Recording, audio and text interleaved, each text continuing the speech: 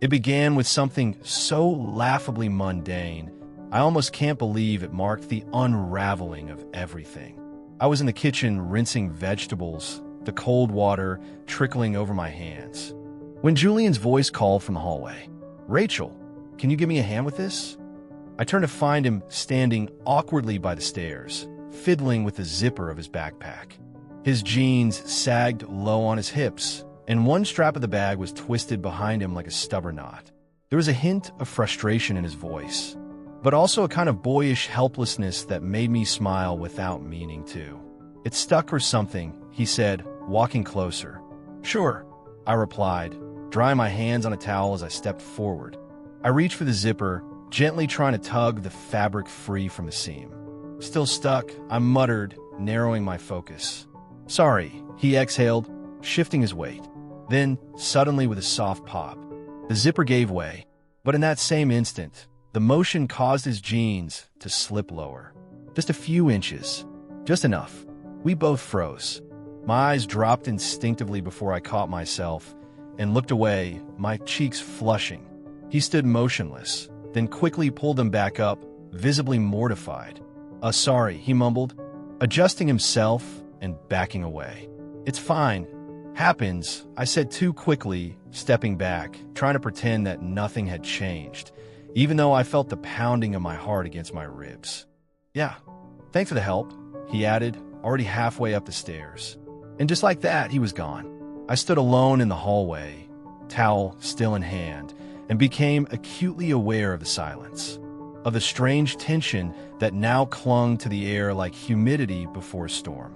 We never spoke about it, that small, accidental moment, but something shifted that day. Unspoken, unseen, undeniable. My marriage to David wasn't a disaster. It wasn't a dream either. It was something in between, comfortable, steady, a contract between two people who had seen enough of life to stop expecting fireworks. We married in our 40s, each carrying the scars of failed marriages and quiet disappointments. David was disciplined, measured, a man of unchanging habits. Saturday morning golf, Tuesday night poker, quarterly business dinners where the wine was overpriced and the conversations recycled. He found peace in repetition. I found myself shrinking into it. The silence didn't bother me at first. It was a relief after years of chaos. But eventually, the quiet settled too deeply into the corners of our house and into me. There were nights I'd lie awake beside him, listening to the sound of his breathing, and wonder if we'd ever truly seen each other, if we were just two ghosts learning to coexist. Then Julian moved in, David's son for his first marriage, polite, quiet, distant. We saw him at holidays, birthdays, brief appearances that always felt slightly rehearsed. He had graduated with a fine arts degree, full of promise but unsure of direction. Now, 6 years later, he arrived on our doorstep with a suitcase and a tired smile. David offered him the guest room without consulting me. I didn't mind. Not outwardly. The house had too many quiet corners. I didn't realize how badly I wanted them filled until he started moving through them. Julian brought with him a kind of quiet energy, not loud, but alive. He didn't storm into rooms. He drifted, noticed things, made offhand remarks that lingered longer than they should have. He had a sly humor that tugged at the seams of my routines. Where David left voids, Julian left warmth. Presence. It started slowly. One morning, I was on the patio rearranging potted plants, dirt under my fingernails, sun warming the tops of my shoulders. I heard the door creak open behind me. "You're up early," I said without turning. "Couldn't sleep," he replied. I glanced back to see him standing barefoot in the doorway, a mug cradled in his hands, hair tousled, eyes still soft from sleep. "Someone's got to supervise this botanical masterpiece," he added, leaning casually against the frame. I laughed, more than I meant to. "Don't let your dad hear you say that.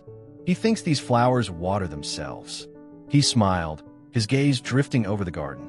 "Your work goes unseen," he said, almost idly. But something in the way he said it caught me off guard. A note beneath the words, not flirtation, not yet, but something adjacent. An acknowledgement, a recognition. For a moment, I didn't know what to say. So I turned back to the plants, pretending to adjust a pot that didn't need adjusting. My hands moved automatically, but my thoughts didn't. I could feel his eyes on me. Or maybe I imagined it. Either way, it stayed with me longer than it should have. Later that afternoon, I found his empty mug beside my own on the kitchen counter. In the days that followed, his presence grew heavier, like humidity before a storm. He lingered more, in the kitchen, tracing the grain of the wood counter with idle fingers while coffee brewed. On the porch, where he smoked in silence, eyes following birds that darted through the trees. At the garden gate, leaning on the old iron latch, watching me work, talking in tangents about art school, about his unease with structure, the weight of expectations, his job that dulled something inside him he wasn't sure how to name. There was a restlessness to him, as though he were pacing the edges of something unspoken. One afternoon, I found him in the den. The late sun sliced through the blinds, striping the room in gold and dust. He was hunched over a notebook, charcoal smudged on his fingers. "Mind if I peek?" He looked up, startled, then slowly, wordlessly handed it over. The pages were raw, electric, figures in motion, their limbs exaggerated, expressions blurred but haunting. Some sprawled across the margins. Others seemed to be crawling out of the page itself. The perspective was often off, deliberately so, like falling into someone's dream. "These are stunning," I said, tracing a line that curled into shadow. "Thanks," he murmured, not quite looking at me. "It's just something I do to stay sane. You should show someone. A curator, maybe. A gallery. You've got real talent." He met my gaze, surprised. There was a flicker of disbelief in his eyes, then something warmer. "You're the first person who's ever said that." Something shifted, a tiny tremor beneath our words. A glance held a second too long. The silence between us felt alive. Then came the backpack. He began packing it with more care, more deliberation. Zippers zipped with finality, the kind of quiet that precedes a storm settled in the air. And after that, everything was a little off, a little charged. The tension thickened like syrup. Our conversations became clipped, veiled in subtext. Glances lingered. Avoidance became a language of its own. And then, inevitability. One night, I was in the kitchen, putting away dishes. The sound of ceramic and glass, a rhythm to keep my thoughts in check. I didn't hear him come in. "Rachel," he said. I turned. He was there, hair still damp from a shower, the clean cotton of his t-shirt clinging to him faintly. His voice was quiet, intent. "Yes. I'm sorry for the other day. That was awkward." "It's fine," I replied, too quickly, already flushing. "Let's just forget about it." "I can't." My breath caught. The plate in my hand trembled slightly above the sink. "Julian, we can't." He stepped closer, not touching, but near enough that I felt the heat of him. "I know, but I don't want you to think it meant nothing." His voice was a thread, pulling at something frayed inside me. I wanted to protest, to say it had to mean nothing, that we were adults, that this was impossible, but my mouth stayed shut.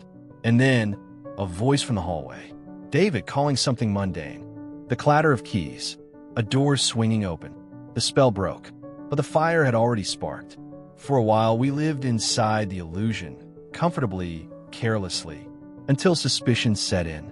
It came subtly at first, a longer glance, a question asked twice, a laugh that didn't land. Then came Lydia, David's business associate, the kind of woman who always seemed to know more than she let on. Her presence was sudden but not unwelcome. Sharp eyes behind charming smiles. She had a way of making compliments sound like interrogations. She started visiting more, asking more, notice more. "Julian's become quite the fixture around here," she said one evening. Wine glass balanced lazily in her fingers. Her eyes tracked him across the room. Helpful, attentive, devoted, really. Her gaze flicked toward me, resting a second too long. I forced a light laugh. He's just finding his footing. New city, new rhythm. She hummed, amusement curling the corners of her lips. Seems he's found something worth staying for. There was weight behind her words, and it settled in the pit of my stomach. Pressure started to mount like humidity before a storm. "Julian's best friend," Marcus dropped by the next day. A quiet type, but sharp, too perceptive for his own good or ours. "She's off limits, man," he warned in a low voice, eyes fixed ahead like he couldn't bear to look directly at the truth. Julian's jaw tightened. "It's not like that." Marcus turned to him, gaze unflinching. "Isn't it? Guilt doesn't knock. It seeps in, slowly, steadily, until it's drowning you." And soon, even David started asking questions. The kind that sliced through pretenses.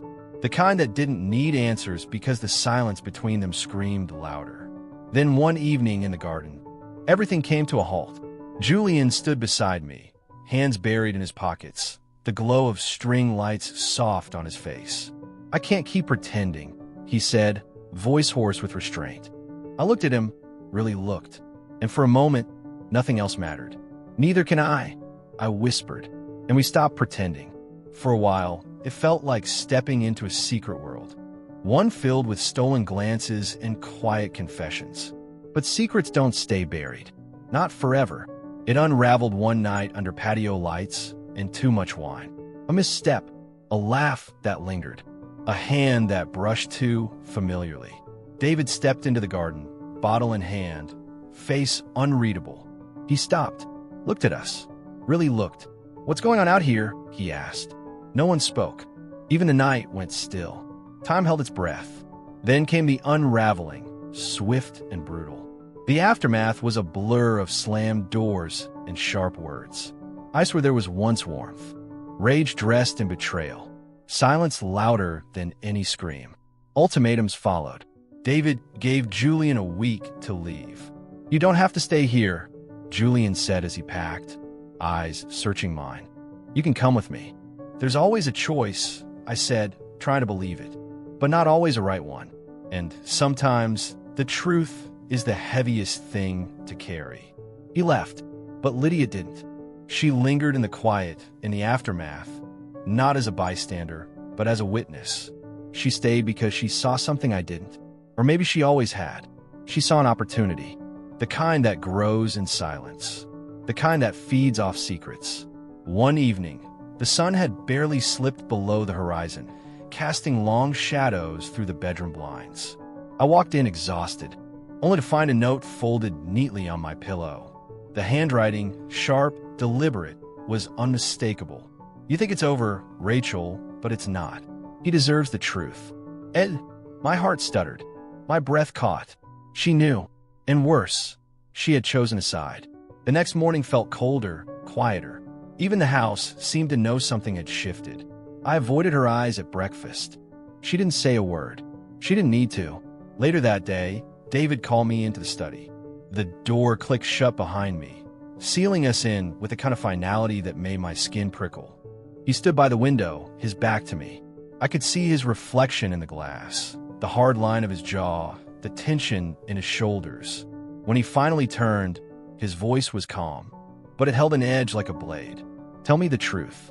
I froze. The words were there, clawing in my throat, trying to break free. But I couldn't speak. My mouth opened, but nothing came out. Not yet. Because the truth doesn't just break things. It shatters them. It takes the floor from under your feet. It strips away the illusions you've built your life around. It turns love into something unrecognizable. And when it comes out, when it finally spills, nothing is ever the same. I could see it in his eyes. He already suspected. Maybe he always had. But suspicion and confirmation are two very different kinds of pain.